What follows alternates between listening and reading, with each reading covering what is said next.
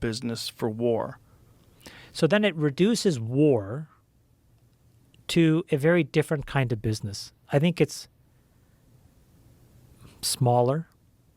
I think it's more kind of drone oriented. I'm not saying that war will go away. There's no utopia where war goes away. But Which is a crazy thing to say, really. Unfortunately, I think that we're always going to be fighting for some resource.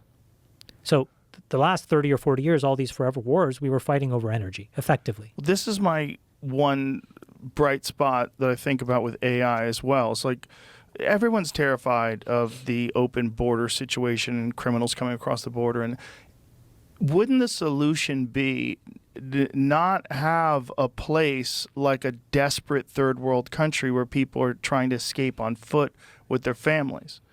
If we were living next door to another United States and you could just travel freely back and forth between the two of them because it really didn't matter. Right. Both of them are equally safe. Both of them have equal economic prosperity. Both of them are, equally democratically governed. No problem. Yeah. Just go over there. Go over here. I mean, it kind of used to be like that with Canada. Canada, you used to go over there with a driver's license. You used to be able to go back and forth between the United States. I mean, I think the first time I went to Canada, I did not have a passport. I had a driver's license. And it was kind of the same sort of deal. It was just accepted. Oh, that place is cool. We're next to each other. If the whole world was like that. It'd be incredible. Right, it would be incredible. And I think AI makes that possible. I think so, too. I think it makes that possible, and we're going to have to deal with a few very uncomfortable factors, one of them being the illegal drug trade, and another one being the consequences of prohibition and forcing people into prohibition doing things of drugs? Of drugs, yes, which is I'm not comfortable with that, but I feel like the only way to disempower illegal drug manufacturing is to have legal drug manufacturing that's regulated. The only way to stop fentanyl overdoses is to have cocaine become legal. But the problem with that is you're going to get a bunch of people that are addicted to cocaine. Well, so can I ask you a question? Sure. I don't do drugs, so I don't understand. But what's the step before it? Like, what causes you to want to do fentanyl?